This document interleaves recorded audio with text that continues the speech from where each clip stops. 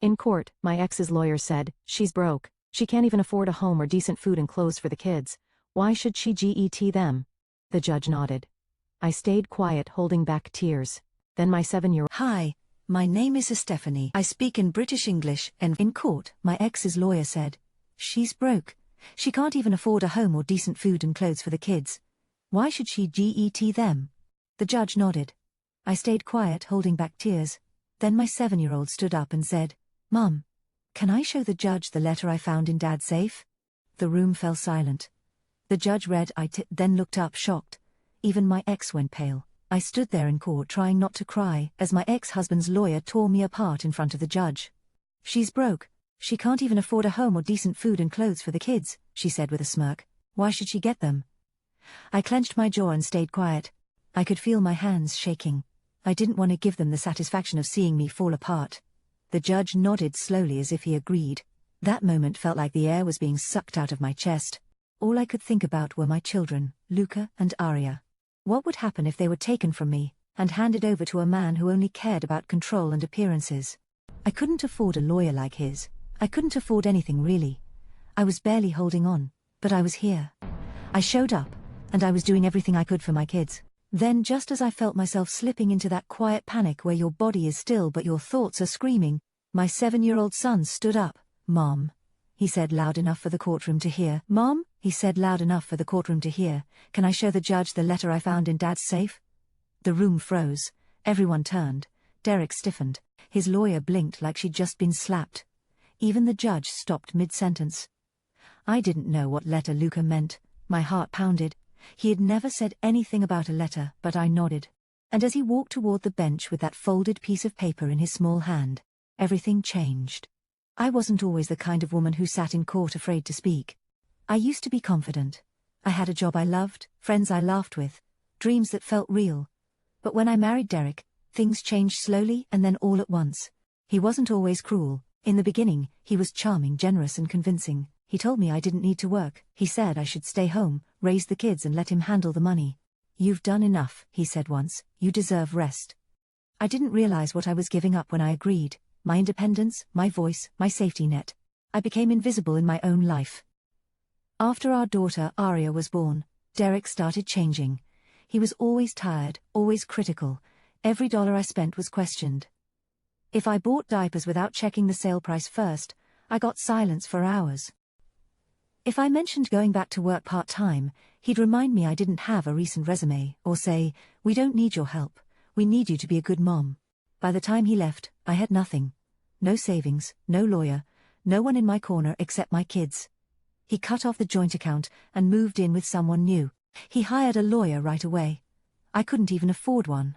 I went to the free legal clinic at the county courthouse and stood in line for 2 hours, holding a folder full of receipts and photos of my kids eating boxed macaroni on paper towels because we didn't have clean dishes. Our apartment was small. I worked 2 cleaning jobs under the table just to stay ahead of the rent. We didn't have cable or internet. I used a prepaid phone and hoped it wouldn't run out of minutes if the school needed to call me. I washed my kids' clothes by hand in the bathtub sometimes. The water heater barely worked, so I'd boil water on the stove and mix it in buckets. Luca never complained. Aria would little songs while I scrubbed her socks. I didn't tell anyone how bad it got, not even my mother. I was too ashamed. She'd warned me about Derek years ago, said he looked at people like they were transactions. But I was too in love back then to listen. When the court date came, I was terrified. Derek had filed for full custody, claimed I was unfit. He said I was unstable, poor, unable to provide a good life. His lawyer was brutal. They brought spreadsheets and photos of his beautiful home. They wore expensive suits and smiled like everything was already decided. I walked into the courtroom with a borrowed dress, a hand-me-down blazer, and a plastic folder with school records, attendance sheets, and a letter from our landlord confirming I'd never missed a payment. I knew it wasn't enough, but I had to try, for Luca, for Aria. That morning, Luca held my hand as we walked up the courthouse steps. "Is it going to be okay?" he asked. I smiled, but it felt thin. "Yes, baby, it's going to be okay." But I wasn't sure. I wasn't sure of anything. All I knew was that I loved my kids. I knew what it was like to go without and still put them first. I knew what it felt like to cry quietly in the bathroom after bedtime so they wouldn't see. I knew how hard I worked to make their little world feel safe when everything around us was shaking. Inside the courtroom, I sat straight and still. I watched Derek avoid eye contact. I listened as his lawyer listed off everything I didn't have: money, stable housing, reliable transportation. She said, her son wears second-hand shoes with holes. Her daughter's teacher says she sometimes skips breakfast. This isn't neglect. This is poverty, and poverty isn't a crime.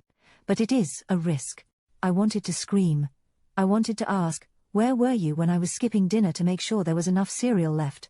Where were you when I was selling my wedding ring to buy coats for the winter? But I stayed silent. I had learned that in court, anger doesn't look like strength, it looks like instability. The judge nodded slowly as if every accusation made perfect sense. My heart sank. And just when I felt like I might not make it, the judge nodded slowly, as if every accusation made perfect sense.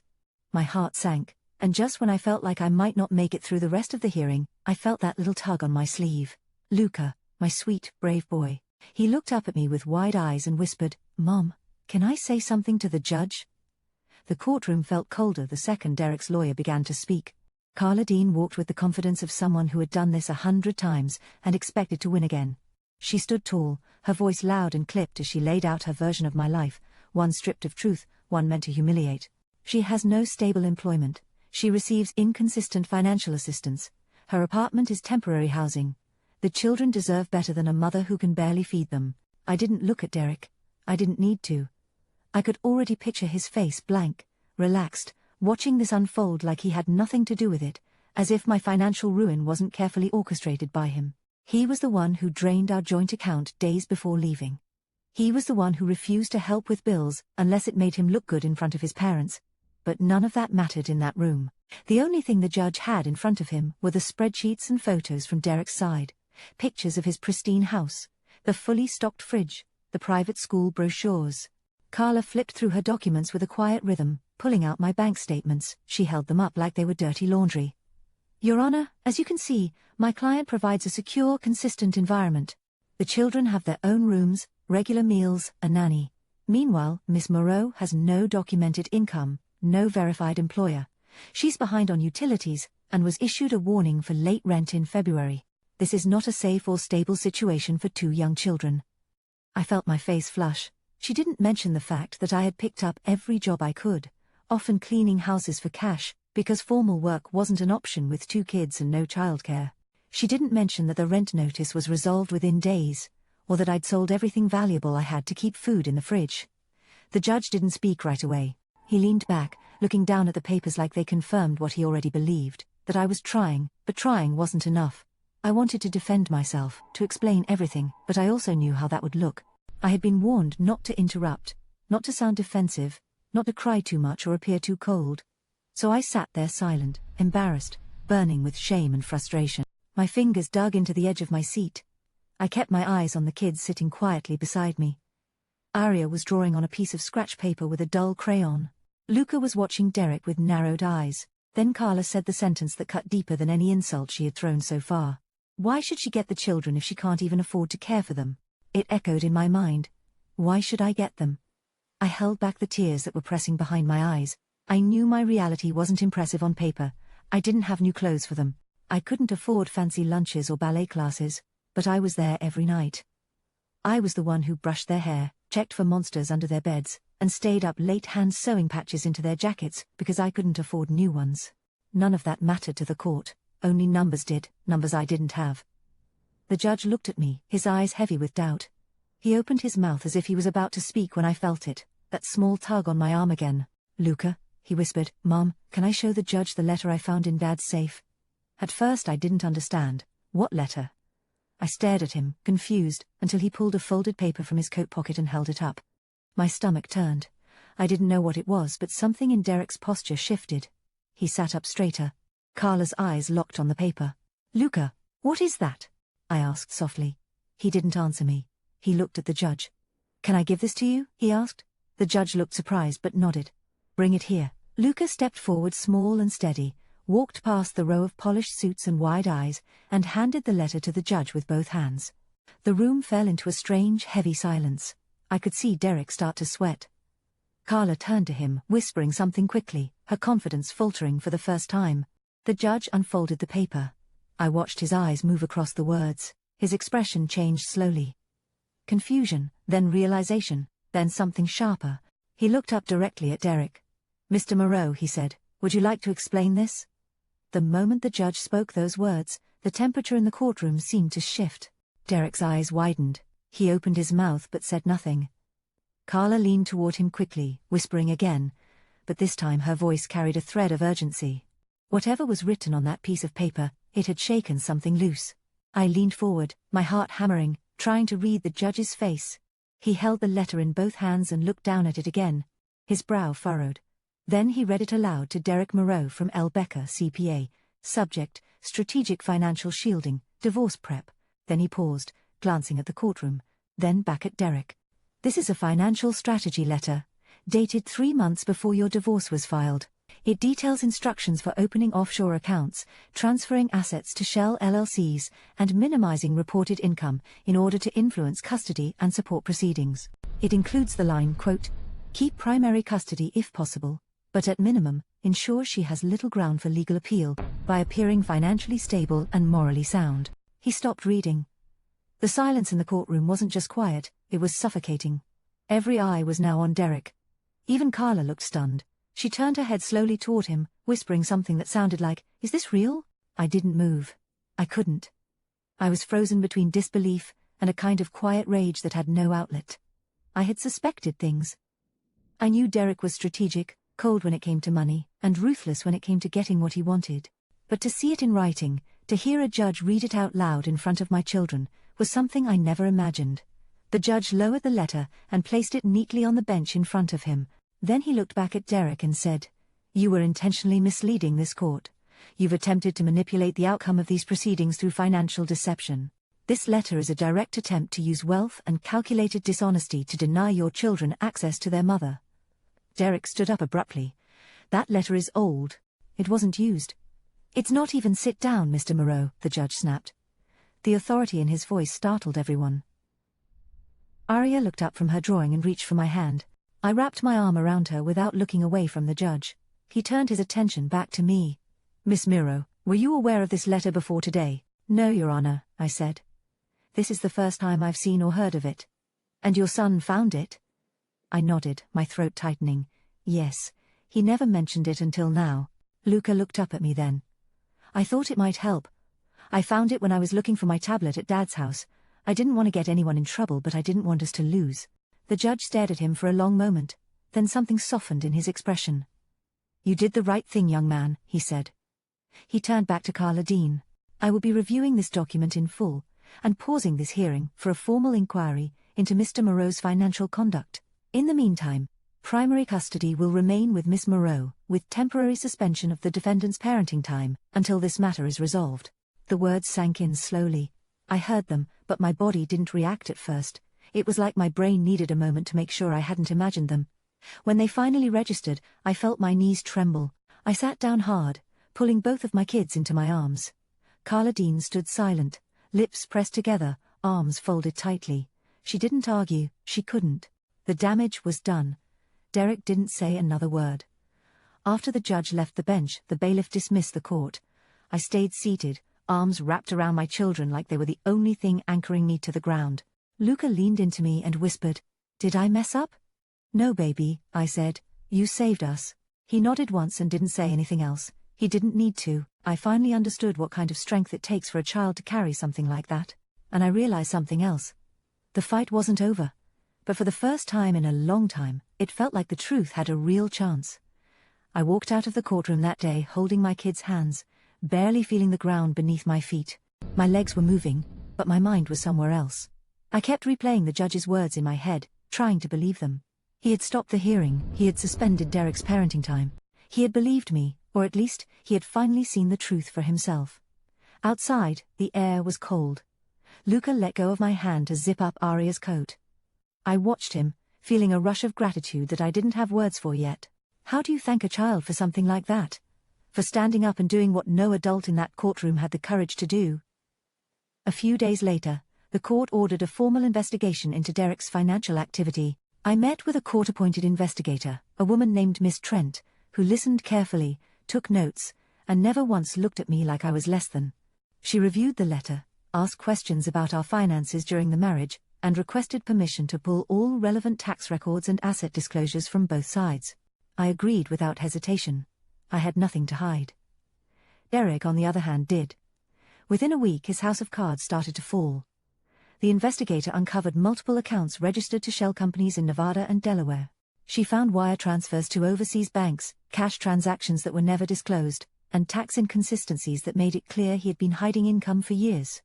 Every time I received an update, I felt something slowly rebuilding inside me, trust in my own memory, confidence in my instincts, and belief that maybe, just maybe, justice could exist. For so long I had been made to feel like I was imagining things. Derek had convinced everyone, including parts of me, that I was weak, paranoid, and incapable. But now the facts were proving otherwise. The final hearing came faster than I expected. When I walked into the courtroom again, this time with legal representation provided by a domestic support advocacy group, I stood taller. I wasn't wearing borrowed clothes. I had found part-time work cleaning offices, and had saved enough for a modest black dress and sturdy heels. Small things, but they felt like armor. Derek looked different too. The confidence was gone. His new lawyer spoke in short, tight sentences. There were no smug glances, no fake smiles. The courtroom had shifted. The judge entered and began the session with a statement.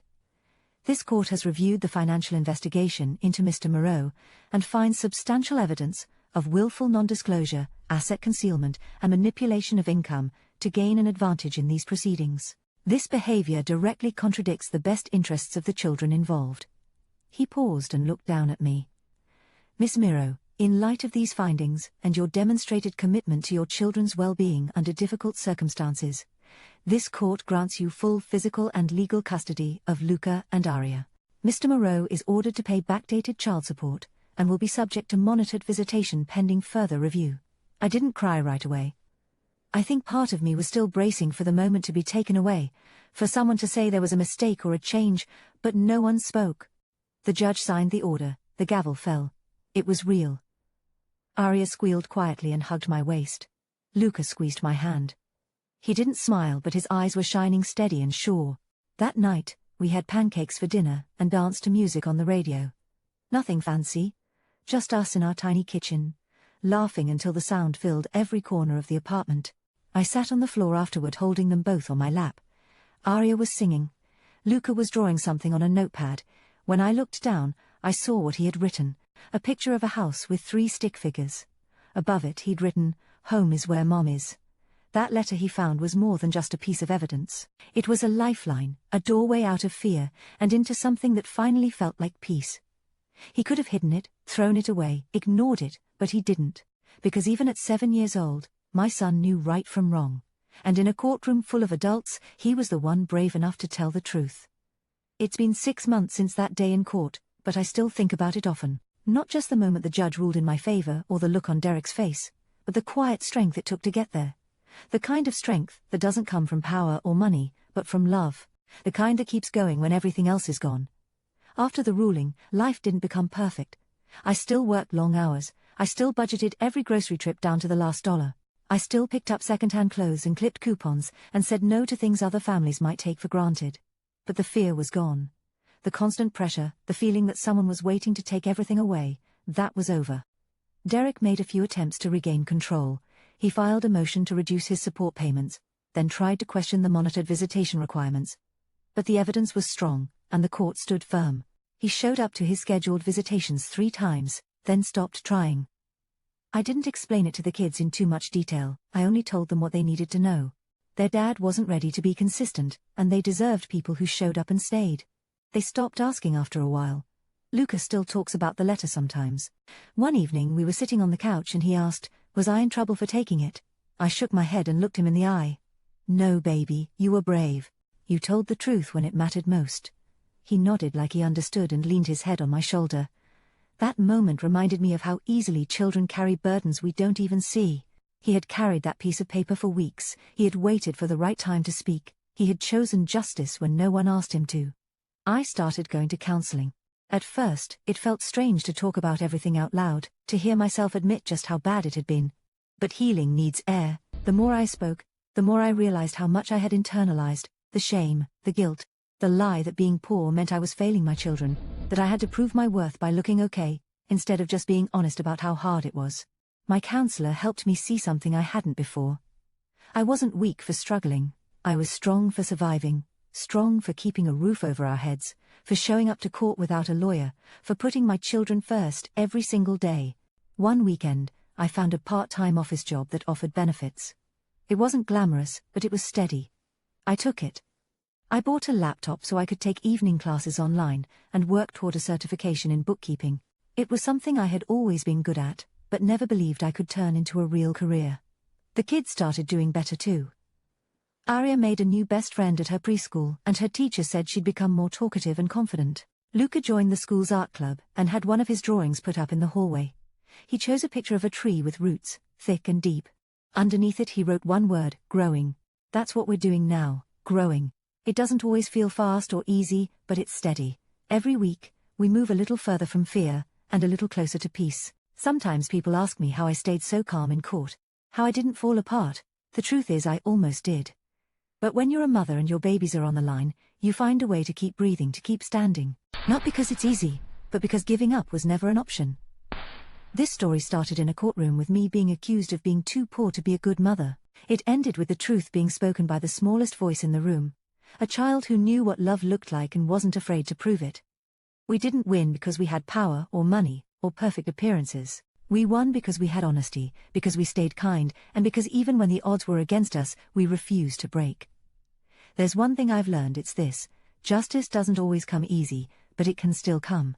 And sometimes, when it does, it arrives in the form of a folded letter in a little boy's hand, held with quiet courage, offered with love. That's the day everything changed, not just in court, not just legally, but in my heart. That was the day I stopped surviving and started living again. If this story moved you, if it reminded you of the quiet strength it takes to keep going when everything is against you, then please take a moment to like this video. Share it with someone who might need to hear that they're not alone. Leave a comment.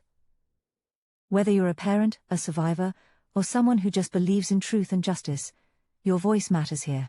I read every single one. And if you want more real stories about resilience, love, and what it means to fight for what matters most, subscribe to the channel. We're building a community here, one that sees people, not just their struggles. Thank you for being part of it.